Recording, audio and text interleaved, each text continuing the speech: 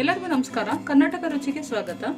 ನಾನಿವತ್ತು ಕರಿಬೇವಿನ ಚಟ್ನಿ ಪುಡಿ ಮಾಡೋದು ತೋರಿಸ್ತಾ ಇದ್ದೀನಿ. ನಾನಿಲ್ಲಿ ಕರಿಬೇವು ತಗೊಂಡಿದ್ದೀನಿ. ಇದನ್ನ ಚೆನ್ನಾಗಿ ತೊಳೆದು ಚೆನ್ನಾಗಿ ಒಣಗಿಸಿ ಇಟ್ಕೊಂಡಿದ್ದೀನಿ. 2 ಕಟ್ನಷ್ಟು ತಗೊಂಡಿದ್ದೀನಿ ನಾನು ಕರಿಬೇವನ್ನ.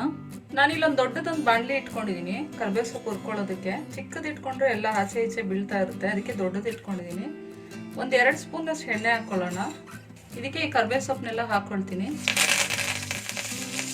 ಇದನ್ನೆಲ್ಲ ಚೆನ್ನಾಗಿ ಕ್ರಿಸ್ಪ್ ಆಗೋವರೆಗೂ ನಾವು ಇದನ್ನು ಫ್ರೈ ಮಾಡ್ಕೋಬೇಕು. ನೀವು ಎಣ್ಣೆ ಹಾಕಿದಾಗೆ ಹಾಗೇನೂ ಇದನ್ನು ಫ್ರೈ ಮಾಡ್ಕೋಬೋದು, ಆದರೆ ಎಣ್ಣೆ ಹಾಕಿದ್ರೆ ಸ್ವಲ್ಪ ಘಮ ಚೆನ್ನಾಗಿ ಬರುತ್ತೆ. ಅದರಿಂದ ನಾನೊಂದು 2 ಸ್ಪೂನಷ್ಟು ಎಣ್ಣೆ ಹಾಕಿದ್ದೀನಿ. ಇದು ನೋಡೋಕೆ ಇವಾಗ ಇಷ್ಟೊಂದು ಕಾಣುತ್ತೆ. ಇದೆಲ್ಲ ಚೆನ್ನಾಗಿ ಫ್ರೈ ಆದಮೇಲೆ ಇದು ಸ್ವಲ್ಪ ಆಗಿಬಿಡುತ್ತೆ ಕ್ವಾಂಟಿಟಿ.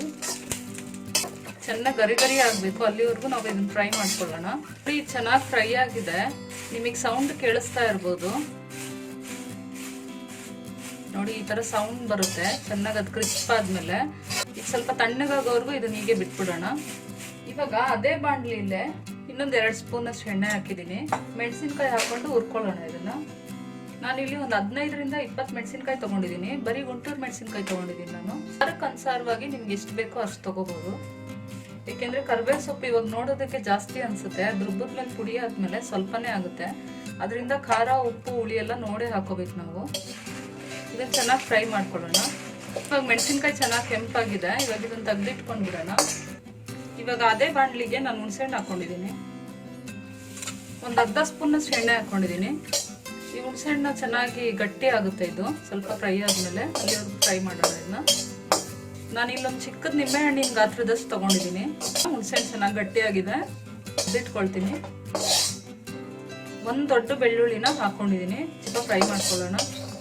ನೋಡಿ ಇವಾಗ ಬೆಳ್ಳುಳ್ಳಿ ಚೆನ್ನಾಗಿ ಫ್ರೈ ಆಗಿದೆ. ಇದನ್ನು ತೆಗೆದಿಟ್ಕೊಳ್ತೀನಿ. 1 ಕಪ್ ಅಷ್ಟು ಕೊಬ್ಬರಿ ತಗೊಂಡಿದ್ದೀನಿ. ಇದನ್ನ ಸ್ವಲ್ಪ ಹುರ್ಕೊಳ್ಳೋಣ. ಇದಕ್ಕೇನು ಎಣ್ಣೆ ಸೇರಿಸೋದು ಬೇಡ, ಹಾಗೆ ಡ್ರೈ ಆಗಿ ರೋಸ್ಟ್ ಮಾಡ್ಬೋದು. ನೋಡಿ ಇವಾಗ ಕೊಬ್ಬರಿ ಚೆನ್ನಾಗಿ ಫ್ರೈ ಆಗಿದೆ. ಇವಾಗ ಇದನ್ನ ತೆಗೆದಿಟ್ಕೊಂಡ್ಬಿಡೋಣ. ನಾನಿಲ್ಲಿ ಕಡಲೆ ಹಾಕ್ಕೊಂಡಿದ್ದೀನಿ. 1 ಕಪ್ ಕೊಬ್ಬರಿಗೆ 1/2 ಕಪ್ನಷ್ಟು ಕಡಲೆ ಸಾಕಾಗುತ್ತೆ. ಇದನ್ನ ಒಂದು ಸ್ವಲ್ಪ ಫ್ರೈ ಮಾಡ್ಕೊಳ್ಳೋಣ. ಇದು ಆಲ್ರೆಡಿ ಫ್ರೈಡ್ ಆಗಿರೋದ್ರಿಂದ ಸ್ವಲ್ಪ ಫ್ರೈ ಮಾಡಿಕೊಂಡ್ರೆ ಸಾಕು. ನಾನಿವಾಗ ಇದನ್ನು ತೆಗೆದಿಟ್ಕೊಳ್ತೀನಿ. ಲಾಸ್ಟ್ಗೆ ಆ ಬಿಸಿ ಇರೋ ಬಾಣಲಿಗೆ ಹಿಂಗು ಹಾಕ್ಬಿಟ್ಟು ಸ್ವಲ್ಪ ಫ್ರೈ ಮಾಡ್ಕೊಳ್ಳೋಣ. ಒಂದು 1/4 ಸ್ಪೂನಷ್ಟು ತೊಗೊಂಡಿದ್ದೀನಿ ನಾನು ಹಿಂಗುನ ಇಲ್ಲಿ. ನೋಡಿ ಸಾಕು. ಇವಾಗ ಇದನ್ನು ತೆಗೆದಿಟ್ಕೊಳ್ತೀನಿ ನಾನು. ನೋಡಿ ಇವಾಗ ಹುರಿದಿದ್ನೆಲ್ಲ ನಾನು ಒಂದು ಪ್ಲೇಟ್ಗೆ ಹಾಕಿ ಇಟ್ಕೊಂಡಿದ್ದೀನಿ. ಇದೆಲ್ಲ ತಣ್ಣಗಾಗಬೇಕು ಕಂಪ್ಲೀಟಾಗಿ. ಸ್ವಲ್ಪ ಬಿಸಿ ಇದೆ ಇದೆಲ್ಲ. ತಣ್ಣಗಾದ್ಮೇಲೆ ನಾವು ಜಾರಿಗೆ ಹಾಕ್ಕೊಳ್ಳೋಣ. ಮತ್ತು ಈ ಕರಿಬೇವು ಸೊಪ್ಪನ್ನು ಅಷ್ಟೇ ತಣ್ಣಗಾದ್ಮೇಲೆ ಈ ಥರ ಕೈಯಲ್ಲಿ ಹಿಂಗೆ ಮಾಡಿಕೊಂಡ್ರೆ ಇದೆಲ್ಲ ಕ್ರಶ್ ಆಗಿಬಿಡುತ್ತೆ. ಅವಾಗ ನಾವು ಈಸಿಯಾಗಿ ಮಿಕ್ಸಿಗೆ ಹಾಕೋಬೋದು. ಮಿಕ್ಸಿ ಜಾರ್ ತೊಗೊಂಡಿದ್ದೀನಿ. ಇದಕ್ಕೆ ಈ ಕರಿಬೇವು ಸೊಪ್ಪು ಉದ್ದಿದ್ದೀವಲ್ಲ ಇದನ್ನೆಲ್ಲ ಹಾಕ್ಕೊಂಡು ಪೌಡರ್ ಮಾಡ್ಕೊಳ್ಳೋಣ ಫಸ್ಟಿಗೆ ನಾವು. ನೋಡಿ ನಾನು ಇದನ್ನೆಲ್ಲ ಪೌಡರ್ ಮಾಡ್ಕೊಂಡು ಬಂದಿದ್ದೀನಿ. ನೋಡಿ ಪೌಡರ್ ಆದಮೇಲೆ ಇಷ್ಟೇ ಆಗಿತ್ತದು, ಕ್ವಾಂಟಿಟಿ ಕಮ್ಮಿ ಆಗಿಬಿಡುತ್ತೆ. ಇವಾಗ ನಾವು ಇದಕ್ಕೆ ಕೊಬ್ಬರಿ ಕಡಲೆ ಎಲ್ಲ ಹಾಕ್ಕೊಂಡು ಇನ್ನೊಂದ್ಸರಿ ರುಬ್ಕೊಳ್ಳೋಣ. ಇದಕ್ಕೆ 1 ಸ್ಪೂನ್ನಷ್ಟು ಬೆಲ್ಲ ಹಾಕ್ತಾ ಇದ್ದೀನಿ. ಇವಾಗ ರುಚಿಗೆ ಬೇಕಾದಷ್ಟು ಉಪ್ಪು ಹಾಕೊಳ್ಳಿ. ಇವಾಗ ಇದನ್ನ ತರಿಯಾಗಿ ರುಬ್ಕೊಂಡು ಬರ್ತೀನಿ. ಚಟ್ನಿ ಪುಡಿ ಯಾವಾಗಲೂ ತುಂಬ ಫೈನ್ ಪೌಡರ್ ಇರಬಾರ್ದು, ಸ್ವಲ್ಪ ತರಿ ಇದ್ದರೆ ಚೆನ್ನಾಗಿರುತ್ತೆ. ನೋಡಿ ನಾನು ರುಬ್ಕೊಂಡು ಬಂದಿದ್ದೀನಿ. ನಾನೇನು ಫೈನ್ ಪೌಡರ್ ಮಾಡಿಲ್ಲ, ತರಿಯಾಗೆ ರುಬ್ಕೊಂಡು ಬಂದಿದ್ದೀನಿ. ತುಂಬ ಚೆನ್ನಾಗಿ ಬರ್ತಾ ಇದೆ ಸ್ಮೆಲ್ ಇದ್ರದ್ದು. ಈ ಚಟ್ನಿ ಪುಡಿನೂ ಅಷ್ಟೇ ತುಂಬ ಚೆನ್ನಾಗಿರುತ್ತೆ. ಕರಿಬೇವಿನ ಚಟ್ನಿ ಪುಡಿ ಅಂದರೆ ಸ್ವಲ್ಪ ಕರಿಬೇವು ಸೊಪ್ಪು ಜಾಸ್ತಿ ಹಾಕಿದ್ರೆ ಚೆನ್ನಾಗಿರುತ್ತೆ. ಈ ಚಟ್ನಿ ಪುಡಿ ಎಲ್ಲದ್ರ ಜೊತೆ ಚೆನ್ನಾಗಿ ಮ್ಯಾಚ್ ಆಗುತ್ತೆ. ಚಪಾತಿ ಪೂರಿ ಆಗಲಿ, ಅನ್ನದ ಜೊತೆ ಆಗಲಿ, ಬಿಸಿ ಅನ್ನದ ಜೊತೆ ತುಪ್ಪ ಹಾಕ್ಕೊಂಡು ಈ ಚಟ್ನಿ ಪುಡಿ ಹಾಕ್ಕೊಂಡ್ರೆ ತುಂಬ ಚೆನ್ನಾಗಿರುತ್ತೆ. ನಮ್ಮ ಕಡೆ ಎಲ್ಲ ಬಾಣಂತಿದಿರಿಗೆಲ್ಲ ಇದನ್ನು ಮಾಡಿಕೊಡ್ತಾರೆ. ತುಂಬ ಒಳ್ಳೇದಿದು ಹೆಲ್ತ್ಗೆ. ಕರಿಬೇವು ಸೊಪ್ಪಿಂದು ಬೆನಿಫಿಟ್ಸ್ ಏನು ಅಂತ ನಿಮ್ಗೆಲ್ಲರಿಗೂ ಗೊತ್ತೇ ಇದೆ. ಇದನ್ನೆಲ್ಲ ನಾನು ಒಂದು ಬೌಲ್ಗೆ ಹಾಕ್ಕೊಳ್ತಿದ್ದೀನಿ.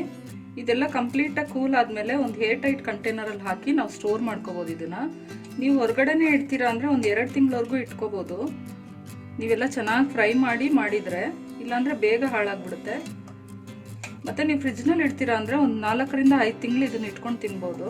ನಾನಿನ್ನು ಬೇಳೆ ಚಟ್ನಿ ಪುಡಿ, ಕಡಲೆ ಬೀಜದ ಚಟ್ನಿ ಪುಡಿ, ಫ್ಲೆಕ್ಸ್ ಸೀಡ್ಸ್, ಅಗಸೆ ಬೀಜದ ಚಟ್ನಿ ಪುಡಿ ಇದನ್ನೆಲ್ಲ ಮಾಡೋದನ್ನು ನಾನು ಹಾಕಿದ್ದೀನಿ ಫಸ್ಟೇ ವಿಡಿಯೋ.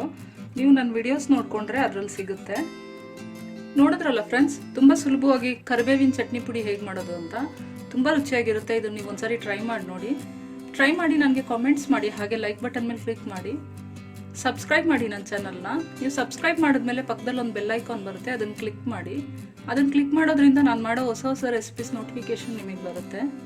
ಹಾಗೆ ನಿಮ್ಮ ಫ್ರೆಂಡ್ಸ್ ಆ್ಯಂಡ್ ರಿಲೇಟಿವ್ಸ್ಗೆ ಶೇರ್ ಮಾಡಿ ಫ್ರೆಂಡ್ಸ್. Thank you.